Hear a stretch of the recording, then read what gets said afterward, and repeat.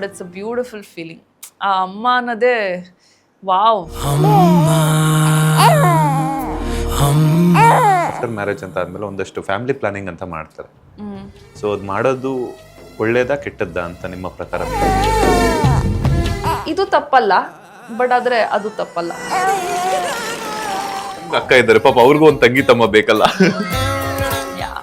I think about it. ನಂಗೆ ನೋಡಿ ಯಾರು ಕೇಳಿರಲ್ಲ, ನೀವೇ ಫಸ್ಟ್ ಕೇಳಿದ್ದು. ಯೋಚನೆ ಮಾಡ್ತೀರಿ.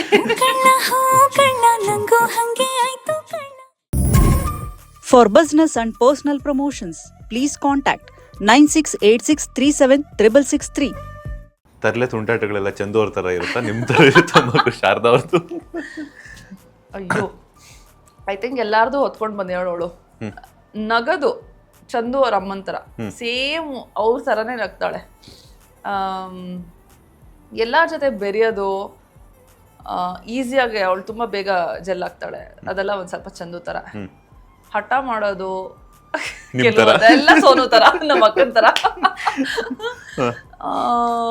ಇನ್ನು ಕೆಲವೊಂದಿದೆ ನಮ್ಮ ಅಮ್ಮನ ಥರನೂ ಆಡ್ತಾಳೆ. ಆ್ಯಂಡ್ ಒಂದು ಸ್ವಲ್ಪ OCD ಪ್ರಾಬ್ಲಮ್ ಇದೆ ಅವಳಿಗೂ. ಅದು ಒಂದು ಸ್ವಲ್ಪ ನಂತರ ಅವಳಿಗೊಂಚೂರು ಕಾಲ್ಗೇನು ತಗ್ಲಂಗಿಲ್ಲ, ಅಥವಾ ಹಿಂಗ್ ತಿಂತಿರುವಾಗ್ಲೂ ಇಲ್ಲೇನೋ ಇದ್ ಮಾಡಂಗಿಲ್ಲ.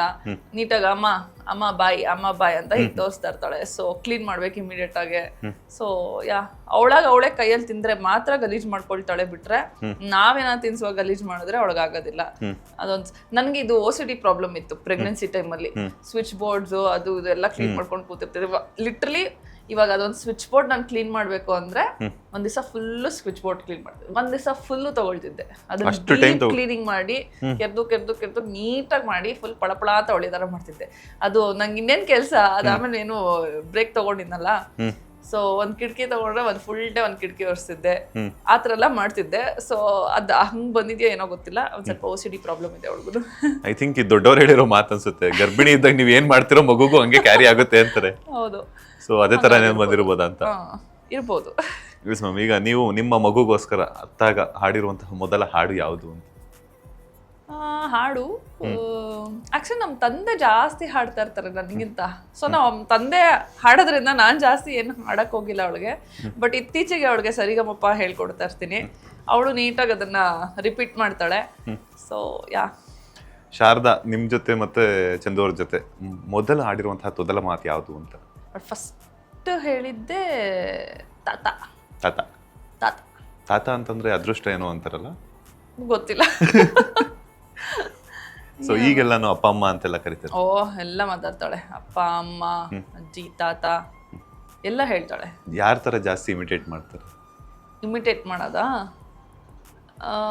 ಇವಾಗ ನಾವು ಅಪ್ಪ ಆಕ್ಚುಲಿ ಜಾಸ್ತಿ ಅವಳಿಗೆ ಹಾಡು ಹೇಳೋದು ಅಥವಾ ಏನಾದ್ರು ಒಂದು ಬಯೋದು, ಅಥವಾ ಸುಮ್ಮನೆ ತಮಾಷೆಗೆ ಓಕೆ ಆ ಕಡೆ, ಅಥವಾ ಎತ್ತು ನಿನ್ನ ಅಂತ ಹಿಂಗೆಲ್ಲ ಬೈತಿರ್ತಾರಲ್ಲ, ಅವಳು ವಾಪಸ್ ಹಂಗೆ ಹೇಳ್ತಾಳೆ ಎತ್ತು ನಿನ್ನ ಅಂತ.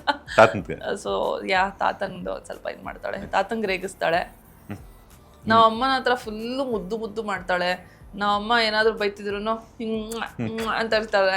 ಸೊ ಅದೊಂಥರ ನಾವ್ ಅಮ್ಮನ ಜೊತೆ ಫುಲ್ಲು ಒಂಥರ ಮುದ್ದು ತರ ಆಡ್ತಾ ಇರ್ತಾಳೆ. ನಮ್ಮ ಅಕ್ಕ ಸಖತ್ ಅವಳಿಗೆ ಗೋಳೈಕೋತಾಳೆ, ಅವಳು ವಾಪಸ್ ಗೋಳೈಕೋತಾಳೆ. ಸೊ ನೀವ್ ಹೆಂಗ ಟ್ರೀಟ್ ಮಾಡ್ತೀರ ಅವಳನ್ನ ವಾಪಸ್ ಹಂಗೆ ಟ್ರೀಟ್ ಮಾಡ್ತಾಳೆ. ಎಸ್, ಈಗ ನಿಮ್ಮ ಮಗಳ ಜೊತೆ ಹೋಗಿರುವಂತಹ ಫಸ್ಟ್ ಟ್ರಿಪ್ ಯಾವುದು ಅಂತ? ಫಸ್ಟ್ ಟ್ರಿಪ್ಪೇ ಕೂರ್ಗು ಎಲ್ಲ ಎಂಜಾಯ್ ಮಾಡ್ತಾರ ಚೆನ್ನಾಗಿ? ಅವಳು ಇವಾಗ ಅಫ್ಕೋರ್ಸ್ ತುಂಬಾ ಎಂಜಾಯ್ ಮಾಡ್ತಾಳೆ. ಅವಳಿಗೆ ಸ್ವಿಮ್ಮಿಂಗ್ ಪೂಲ್ ಎಲ್ಲ ಸಖತ್ ಇಷ್ಟ. ಸೊ ಟ್ಯೂಬಲ್ಲಿ ಹಾಕ್ಬಿಟ್ಬಿಟ್ರೆ ಅದರಿಂದ ಎದ್ದೇ ಬರೋದಿಲ್ಲ. ಯಾವ ಮೊಟ್ಟೆಗೆ ನೀರಿಷ್ಟ ಅಂದ್ರೆ ಅವಳು ಇವಾಗ ಸ್ನಾನಕ್ಕೆ ಹೋದಾಗ್ಲೂ ಅಷ್ಟೇ ಫುಲ್ ಆಟ ಆಡ್ಕೊಂಡು ಎಲ್ಲ ಜಾಲಿಯಾಗಿರ್ತಾಳೆ, ಏನು ಅಳೋದಿಲ್ಲ. She loves bath time. So ಆಚೆ ಹೋದಾಗ್ಲೂ ಅವಳು ತುಂಬಾ ಖುಷಿ ಆಗುತ್ತೆ. ಟ್ರಾವೆಲಿಂಗ್ ಎಲ್ಲ ಅವಳಿಗೆ ಸಖತ್ ಇಷ್ಟ. ಆದರೆ ಆ ಟ್ರಾವೆಲಿಂಗಲ್ಲೂ ನಂತರನೇ ನಾನು ಯೂಶ್ವಲಾಗಿ ಕಾರಲ್ಲಿ ಕೂತಿದ ತಕ್ಷಣ ನಿದ್ದೆ ಹೊಡಿತೀನಿ, ಅವಳು ನಿದ್ದೆ ಹೊಡಿತಾಳೆ. ಹಾಗೆ. ಎಸ್, ನೀವು ನಿಮ್ಮ ಮಗಳಿಗೋಸ್ಕರ ಮಾಡಿರುವಂತಹ ಫಸ್ಟ್ ಅಡಿಗೆ ಯಾವುದು ಅಂತ? ರಾಗಿ ಸಿರಿ. ಅದು ಬಿಟ್ಟು ಈಗ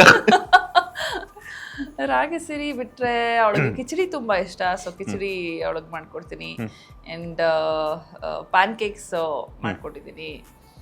ಆಮೇಲೆ ಇನ್ನೇನು ಮಾಡಿದ್ದೀನಿ, ಉಪ್ಪಿಟ್ಟು, ಪೋಹ, ಶಾವಿಗೆ ಬಾತು, ಇದೆಲ್ಲ ನಾವೇನೇನು ತಿಂತೀವೋ ಎಲ್ಲ ತಿಂತಾಳೆ ಇವಾಗ ಆಲ್ಮೋಸ್ಟ್. ಬಟ್ ಒಂದು ಸ್ವಲ್ಪ ಖಾರ ಕಡಿಮೆ. ಚಂದು ಅವ್ರು ಏನಾದ್ರು ಮಾಡ್ಕೊಟ್ಟಿದ್ರ ಮಗಳಿಗೋಸ್ಕರ? ಇಲ್ಲ, ಅಷ್ಟೆಲ್ಲ ರಿಸ್ಕ್ ತಗೊಳ. ಬಟ್ ತಿನ್ಸಿದಾನೆ. ಅವನಿಗೆ ಒಂದು ಫುಲ್ ಬೌಲ್ ಒಂದ್ಸತಿ ಒಬ್ಬನೇ ತಿನ್ಸ್ಬಿಟ್ಟ ಅಂತ ಫುಲ್ ಖುಷಿ ಆಗೋಗ್ಬಿಟ್ಟಿದೆ. ನಾನು ತಿನ್ಸಿದೆ ಒಂದು ಫುಲ್ ಬೌಲ್ ತಿನ್ಕೊಳ್ಳು ಅಂತ. ಸೊ ಅಡುಗೆ ಏನು ಮಾಡ್ಕೊಟ್ಟಿಲ್ಲ, ಬಟ್ ತಿನ್ಸಿದ್ದಾನೆ. ಓಕೆ, ಈಗ ಹೊರಗಡೆ ಹೋದಾಗ ಸೊ ಲೈಕ್ ಏನಾದರೂ ಔಟ್ಸೈಡ್ ಫುಡ್ ಅಂದರೆ ಮಕ್ಕಳು ಒಂಥರ ಅಟ್ರಾಕ್ಷನ್ಸ್ ಆ ಥರ ಏನಾದರೂ ಹಠ ಮಾಡುವಂಥದ್ದು ಆ ಥರ? ಇಲ್ಲ, ಐ ಥಿಂಕ್ ನಾವೇನು ಅಭ್ಯಾಸ ಮಾಡಿಸ್ತೀವಿ ಅದ್ರ ಮೇಲೆ ಇದಾಗುತ್ತೆ. ಸೊ ಅವಳಿಗೆ ಅದು ಗೊತ್ತೇ ಇಲ್ಲ, ಹಿಂಗೆ ಆಚೆ ಏನೋ ತಗೊಂಡು ತಿನ್ಬೋದು ಮಾಡ್ಬೋದು. ಅವಳಿಗೆ ಇನ್ನೂ ಸ್ವೀಟು, ಚಾಕ್ಲೇಟು, ಕೇಕು, ಪೇಸ್ಟ್ರೀಸ್ ಅದೆಲ್ಲ ನಾವು ಯಾವುದೂ ಅಭ್ಯಾಸನೇ ಮಾಡಿಸಿಲ್ಲ. ಸೊ ಅವಳಿಗೆ ಅದು ತಿನ್ನಬಹುದು ಅನ್ನೋದು ಅವಳಿಗೆ ಆ್ಯಕ್ಚುಲಿ ಗೊತ್ತಿಲ್ಲ. ಇವಾಗ ಕೇಕ್ ಎಲ್ಲ ನಾವು ಎಲ್ಲಾದರೂ ಕಟ್ ಮಾಡಿಸ್ಬೇಕಾದ್ರೆ ಸ್ವಲ್ಪ ಹಿಂಗೆ ತಿನ್ಸಿ ಇದು ಮಾಡಿದ್ದೀವಿ. ಬಟ್ ಅವಳಿಗೆ ಇಷ್ಟು ವರ್ಷ ಕೊಟ್ಟಿಲ್ಲದೆ ಇವಾಗ ಸ್ಟಾರ್ಟ್ ಮಾಡಿರೋದಲ್ವಾ, ಅವಳಿಗೇನೆ ಒಂಥರ ಇದೇನೋ ಒಂಥರ ಇದೆ ಅಂತ ಹೇಳಿ ಅವಳು ಜಾಸ್ತಿ ತಿನ್ನೋದಕ್ಕೆ ಹೋಗೋದಿಲ್ಲ. ಅಥವಾ ವೆರಿ ರೇರ್ ಒಂದೊಂದ್ಸತಿ ಇಷ್ಟಪಟ್ಟು ತಿಂತಾಳೆ, ಜಾಸ್ತಿ ರಿಸ್ಟ್ರಿಕ್ಟ್ ಮಾಡೋದಕ್ಕೂ ಹೋಗಲ್ಲ. ಬಟ್ ಯೂಶ್ವಲಾಗಿ ಆಚೆ ಹೋದಿದ ತಕ್ಷಣ ನಂಗೆ ಅದು ಬೇಕು ಇದು ಬೇಕು ಕೇಳಲ್ಲ ಅವಳು. ನಾನ್ ವೆಜ್ ಏನೋ ತಿನ್ಸಿದ್ರಾ? ಹಾಂ, ತಿನ್ಸಿ. ಏನು ಯಾವ ನಾನ್ ವೆಜ್ ಐಟಮ್ನ ತುಂಬ ಇಷ್ಟಪಟ್ಟು ತಿಂತಾರೆ? ಅವಳೇ ಎದ್ದಿದ ತಕ್ಷಣ ಇವಾಗ ಚಿಚ್ಚಿ ಚಿಚ್ಚಿ ಚಿಚ್ಚಿ. ಅವಳು ಪಾಪ ಗೊತ್ತಿಲ್ಲ, ಫಿಶ್ಗೂ ಚಿಚ್ಚಿ ಅಂತಾಳೆ, ಮಟನ್ಗೂ ಚಿಚ್ಚಿ ಅಂತಾಳೆ, ಎಲ್ಲದಕ್ಕೂ ಚಿಚ್ಚಿ ಅಂತಾಳೆ. ತಿಂತಾಳೆ, ಇಷ್ಟ ಅವಳಿಗೆ. Yes ma'am. ಈಗ ಇನ್ನೊಂದೇನಂತಂದರೆ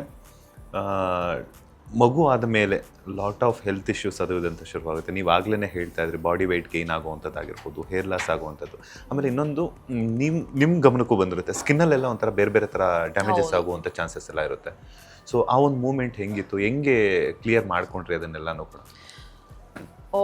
ಫಸ್ಟ್ ಆಫ್ ಆಲ್ ಅಕ್ಸೆಪ್ಟೆನ್ಸೇ ಇರ್ತಿರ್ಲಿಲ್ಲ ನನ್ನ ಬಾಡಿಗೆ. ಇವಾಗ ತುಂಬ ಜನಕ್ಕೆ ಅಂಡರ್ ಆರ್ಮ್ಸ್ ತುಂಬ ಬ್ಲ್ಯಾಕ್ ಆಗೋಗ್ಬಿಡುತ್ತೆ. ಆಮೇಲೆ ಈ ಕಾಲಲ್ಲಿ ಎಸ್ಪೆಷಲಿ ನರಗಳೆಲ್ಲ ತುಂಬ ಡಾರ್ಕ್ ಆಗಿ ಕಾಣಿಸ್ತಾ ಇರುತ್ತೆ. ಆಮೇಲೆ ಕತ್ತಲ್ಲೂ ಅಷ್ಟೇ ತುಂಬ ಡಾರ್ಕ್ ಇರುತ್ತೆ, ಅದೆಲ್ಲ ಆಗುತ್ತೆ. ಬಟ್ ಗ್ರ್ಯಾಜುಲಿ ಅದು ಹೋಗುತ್ತೆ. ನಾವು ಅದಕ್ಕೆ ಏನೂ ಹಚ್ಚಬೇಕಾಗಿಲ್ಲ, ಏನೂ ಮಾಡಬೇಕಾಗಿಲ್ಲ, ಗ್ರ್ಯಾಜುಲಿ ಅದು ಹೋಗುತ್ತೆ. ಕೆಲವ್ರಿಗೆ it will take few weeks, ಕೆಲವ್ರಿಗೆ ಫ್ಯೂ ಮಂತ್ಸ್, ಕೆಲವ್ರಿಗೆ 1 ವರ್ಷನೇ ತಗೊಳ್ಬೋದು. But it's okay.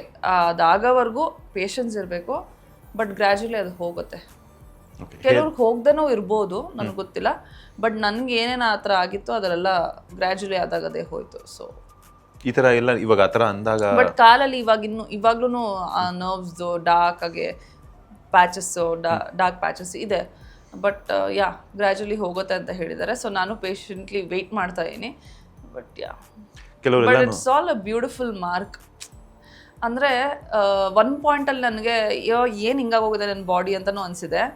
ಒಂದು ಪಾಯಿಂಟಲ್ಲಿ ಇಟ್ಸ್ ಓಕೆ, ನನ್ನ ಮಗುಗೋಸ್ಕರ ನಂಗೆ ಹಿಂಗಾಯ್ತಲ್ಲ, ಇಟ್ಸ್ ಓಕೆ ಅಂತಲೂ ನನಗನ್ಸಿದೆ. ಬಟ್ ನಮ್ಮ ಮೈಂಡ್ ಸೆಟ್ಟು ಇನಿಷಿಯಲ್ ಡೇಸಲ್ಲಿ ನಮ್ಮದು ತುಂಬ ಮೂಡ್ ಸ್ವಿಂಗ್ಸ್ ಇರುತ್ತಲ್ಲ. ಸೊ ನಮಗೆ ಅಕ್ಸೆಪ್ಟೆನ್ಸ್ ಇರೋದಿಲ್ಲ.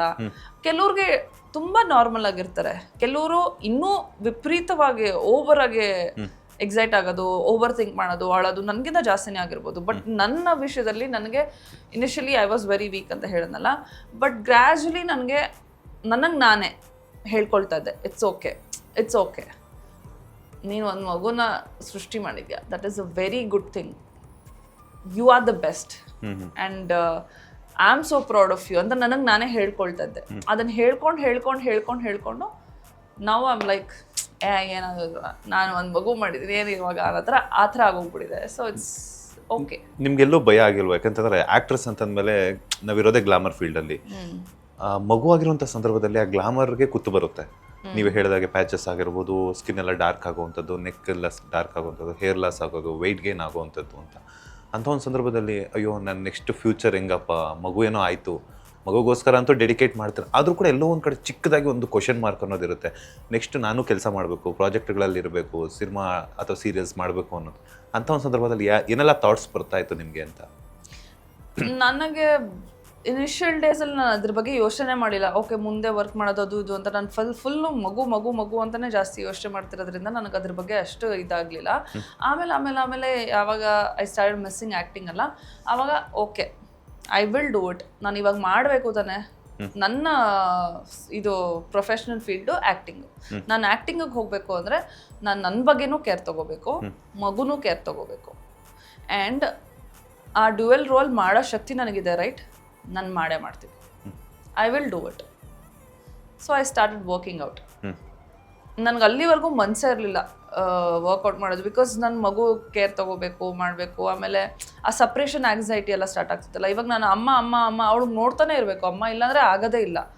ಸೊ ಇದೆಲ್ಲ ಆಗ್ತಿರುವಾಗ ನಂಗೆ ಎಲ್ಲೂ ಬಿಟ್ಟು ಹೋಗೋಕೆ ಮನ್ಸು ಬರ್ತಿರ್ಲಿಲ್ಲ. ಅಥವಾ ಹೋದ್ರೂ ಏನು ಮಾಡ್ತಿರ್ತಾಳೋ, ಇಲ್ಲ ಬಿದ್ಬಿಡಿ ಅವಳ ಕಡೆ ಯಾರಾದರೂ ಗಮನ ಕೊಟ್ಟಿಲ್ವಾ, ಅದು ತುಂಬ ಓವರ್ ಥಿಂಕಿಂಗು. ಇವಾಗಲೂ ನನಗೆ ಒಂದೊಂದು ಕ್ಷಣ ಏನಾದರೂ, ಇವಾಗ ನಾನು ರೂಮಲ್ಲಿ ಕೂತಿದ್ದೀನಿ, ನಾನು ಹಾಲಲ್ಲಿ ಕೂತಿದ್ದೀನಿ, ನಾನು ಯಾಕೆ ರೂಮಲ್ಲಿ ಕೂತಿದ್ದೀನಿ, ನಾನು ಹಾಲಲ್ಲಿ ತಾನೇ ಕೂತ್ಕೋಬೇಕು, ಅವಳು ಅಕಸ್ಮಾತ್ ಏನೋ ಮಾಡ್ಕೊಂಬಿಟ್ರೆ, ಏನೋ ಚೇರ್ಗೆ ಹೊಡ್ಕೊಂಬಿಟ್ರೆ, ಟೇಬಲ್ಗೆ ಹೊಡ್ಕೊಂಬಿಟ್ರೆ ಅಂತ ತುಂಬ ಥಿಂಕ್ ಮಾಡ್ತಾನೆ ಇರ್ತೀನಿ. ಬಟ್ ಒಂದೊಂದ್ಸತಿ ಇಟ್ಸ್ ಓಕೆ, ಚಿಲ್, ಏನಾಗಲ್ಲ, ಇವಾಗ ಏನು ಬಿದ್ದರೆ ಎದ್ದೇಳ್ತಾಳೆ ಮತ್ತೆ ಸರಿ ಹೋಗ್ತಾಳೆ, ಅವಳಿಗೆ ಗೊತ್ತಾಗತ್ತೆ ಅಲ್ಲಿಗೆ ಹೋಗಬಾರ್ದು ಅಂತ ಧೈರ್ಯ ತಗೊಂಡು I start thinking about myself also. So ಹಾಗಾಗಿ we will whoever it is, ಆಯಿತಾ, ಫೀಲ್ಡಲ್ಲಿ ಇದ್ದೀವೋ ಇಲ್ವೋ ಏನೋ, ಒಟ್ನಲ್ಲಿ ನಮಗೋಸ್ಕರನೂ ನಾವು ಚೆನ್ನಾಗಿರಬೇಕು, ರೈಟ್? ಹೆಲ್ತು ನಾವು ಅಗೇನ್ ಇಂಡಸ್ಟ್ರಿನಲ್ಲಿ ಇದ್ದೀವೋ ಇಲ್ವೋ ವೆರಿ ವೆರಿ ಇಂಪಾರ್ಟೆಂಟ್. ಸೊ ಯಾರೇ ಆಗಿದ್ರೂ ಒಂದು ಸ್ವಲ್ಪ ನಮ್ಮ ಬಗ್ಗೆ ನಾವು ಯೋಚನೆ ಮಾಡಿದ್ರೆ everything will be back on track. And definitely ವಾಪಸ್ ವರ್ಕೌಟ್ ಮಾಡೋದಾಗಲಿ ಅಥವಾ ಮೆಡಿಟೇಷನ್ನು, ಯೋಗ ಏನೇ ಸ್ಟಾರ್ಟ್ ಮಾಡಲಿ, ಒಂದು ಸ್ವಲ್ಪ ಸ್ಟ್ರೆಸ್ ಕಡಿಮೆ ಆಗತ್ತಲ್ಲ, I think that is the starting point. ಅಲ್ಲಿಂದ ಎಲ್ಲ ಸಬ್ಸೈಡ್ ಆಗ್ತಾ ಇರುತ್ತೆ, ಎಲ್ಲ ನಾರ್ಮಲ್ ಆಗೋಕ್ಕೆ ಶುರು ಆಗುತ್ತೆ. ಎಸ್, ನೀವು ಆಗಲೇ ಹೇಳ್ತಾ ಇದ್ರಿ, ನನ್ನನ್ನು ನಾನು ನೋಡ್ಕೊಳ್ಳೋಕ್ಕೆ ಒಂಥರ ಅನ್ನಿಸ್ತಿತ್ತು, ಹಾಗೆ ಹೊರಗಡೆ ಹೋದಾಗ ನನ್ನನ್ನು ಯಾರೂ ರೆಕಗ್ನೈಸೇ ಮಾಡ್ತಿರ್ಲಿಲ್ಲ ಅಂತ ಹೇಳ್ಬಿಟ್ಟು, ಅಷ್ಟು ದಪ್ಪ ಆಗಿಬಿಟ್ಟಿದೆ ಅಂತ. ಸೊ ಆ ಒಂದು ವೆಯ್ಟ್ನ ರಿಡಕ್ಷನ್ ಮಾಡೋದಕ್ಕೆ, ಕಡಿಮೆ ಮಾಡ್ಕೊಳ್ಳೋದಕ್ಕೆ ಎಷ್ಟು ಟೈಮ್ ತಗೊಂಡ್ರಿ ಅಂತ? ನಾ ಇನ್ನೂ I am still in that process. ನಾನೇನು ಫುಲ್ಲು ನಾನು ಮುಂಚಿನ ಥರ ಏನೂ ಆಗಿಲ್ಲ. I am still in that process. I take my own time. ಇವಾಗ ನನ್ನ ಬಾಡಿ ಮುಂಚೆ ಫಾಸ್ಟಾಗಿ ರಿಯಾಕ್ಟ್ ಮಾಡ್ತಿತ್ತು, ಇವಾಗ ತುಂಬ ಡೆಡ್ ಸ್ಲೋ ಆಗಿ ರಿಯಾಕ್ಟ್ ಮಾಡ್ತಿದೆ. ಸೊ ಒಂದು ಸ್ವಲ್ಪ ಡಿಸಿಪ್ಲಿನ್ ಇರಬೇಕು ಆ್ಯಂಡ್ ಕನ್ಸಿಸ್ಟೆನ್ಸಿ ಇರಬೇಕು. I think if I do that I will get back and I will sure. Gym, yoga ಆ ಥರ ಏನಾದ್ರು ಮಾಡ್ತಾ ಇದ್ದೆ? ಜಿಮ್ಗೆ ಹೋಗ್ತಾ ಇದ್ದೀನಿ. ಮುಂಚೆ ನಾನು ಯೋಗಾಗೆ ಹೋಗ್ತಿದ್ದೆ, ನಂಗೆ ಜಿಮ್ ಅಷ್ಟು ಇಷ್ಟ ಆಗ್ತಿರ್ಲಿಲ್ಲ. ಸೊ ಇವಾಗ ನಾನು ಜಿಮ್ ಮಾಡ್ತಾ ಇದ್ದೀನಿ. ಆ್ಯಂಡ್ ಪರ್ಸ್ನಲೈಸ್ಡ್ ನ್ಯೂಟ್ರಿಷನಿಸ್ಟ್ ಹತ್ರ ನಾನು ನನ್ನ ಡಯಟ್ ಚಾರ್ಟು ಅದೆಲ್ಲ ಫಾಲೋ ಅಪ್ ಮಾಡ್ಕೊಳ್ತಾ ಇದ್ದೀನಿ. ಸೊ ದಟ್ ಬಿಕಾಸ್ ನಾವು ಮುಂಚೆ ಚೆನ್ನಾಗಿ ತಿಂತಿದ್ವಿ, ಅಷ್ಟೇ ಚೆನ್ನಾಗಿ ಓಡಾಡ್ತಿದ್ವಿ, ನಾನು ತುಂಬ ಡ್ಯಾನ್ಸ್ ಮಾಡ್ತಿದ್ದೆ. ಸೊ ಹಂಗಿರ್ತಿತ್ತು ಬಾಡಿ. ಹಾಗೆ ಇವಾಗ ಆ ಥರ ಇಲ್ಲ ಅಲ್ವಾ. I mean I am active but I am not so active. ನಾನು ಮನೇಲಿ ಅವಳಿಂದ ಓಡಾಡೋದನ್ನ ಆಕ್ಟಿವ್ ಆಗಂತ ತೊಗೊಳೋದಕ್ಕಾಗೋದಿಲ್ಲ. ಸೊ ಹಾಗಾಗಿ ಏನು ರೈಟ್ ಫುಡ್ನ ತಿಂದರೆ ಬಹುಶಃ ಎಲ್ಲ ಸರಿ ಹೋಗ್ಬೋದು ಅನ್ನೋ ಒಂದೇ ಒಂದು ಕಾರಣಕ್ಕೆ ನಾನು ನ್ಯೂಟ್ರಿಷನಿಸ್ಟ್ ಹತ್ರ ನಂದು ಡಯಟ್ ಚಾರ್ಟ್ ಎಲ್ಲ ಚೇಂಜ್ ಮಾಡಿಕೊಂಡು ನನ್ನ ಬಾಡಿಗೆ ಏನೇನು ಬೇಕು ಅಂತ ಹೇಳಿ ಇವಾಗ ಒಂದು ಪ್ಲ್ಯಾನ್ ಮಾಡಿ ಅದೇ ರೀತಿ ನಾನು ಫಾಲೋ ಮಾಡ್ತಾ ಇದ್ದೀನಿ. ಎಷ್ಟು ಅವರ್ಸ್ ವರ್ಕೌಟ್ ಮಾಡ್ತೀರಾ ಆ್ಯಂಡ್ ಏನೆಲ್ಲ ಫುಡ್ನ ಕನ್ಸಂಪ್ಷನ್ ಮಾಡ್ತೀರಾ? 2 hours ವರ್ಕೌಟ್ ಮಾಡ್ತೀನಿ. And food I eat everything. ಆದರೆ ಮನೇಲಿ ಮಾಡಿರೋದು, ಆಚೆ ಏನೂ ತಿನ್ನೋದಕ್ಕೆ ಹೋಗಲ್ಲ. ಮೈದಾ, ಜಂಕು, ಶುಗರು ಇದನ್ನು ಬಿಟ್ಟಿದ್ದೀನಿ. ಇನ್ನು ಮಿಕ್ಕಿದೆಲ್ಲ ಮನೇಲಿ ಏನೇನು ತಿಂತೀವೋ ಅದನ್ನೇ ತಿಂತೀವಿ. Because I am still feeding. So ಹಾಗಾಗಿ ಲ್ಯಾಕ್ಟೇಷನ್ ಚೆನ್ನಾಗಿರಬೇಕು ಅಂದರೆ ನಾವು ಚೆನ್ನಾಗಿ ತಿನ್ನಬೇಕಾಗತ್ತೆ. ಸೊ ಚೆನ್ನಾಗಿ ತಿನ್ನಬೇಕು ಅಂದಿದ ತಕ್ಷಣ ಏನು ಬೇಕಾದ್ರೂ ತಿನ್ನೋದಕ್ಕಾಗೋದಿಲ್ಲ. But fruits, vegetables, especially vegetables, ಇವಾಗ ನನ್ನ ಪ್ಲೇಟಲ್ಲಿ 1/4 ಭಾಗ ಕಾರ್ಬ್ಸ್ ಇದ್ದರೆ ಇನ್ನು 3/4 ಫೈಬರ್ ಆ್ಯಂಡ್ ಪ್ರೋಟೀನ್ಸ್ ಜಾಸ್ತಿ ಇರುತ್ತೆ. ಸೊ ಹಾಗಾಗಿ ಫಿಶ್, ಚಿಕನ್ನು, ಮೊಟ್ಟೆ, ವೆಜಿಟೇಬಲ್ಸು, ಪನ್ನೀರ್ ಇದೆಲ್ಲ ತುಂಬ ತಿಂತೀನಿ.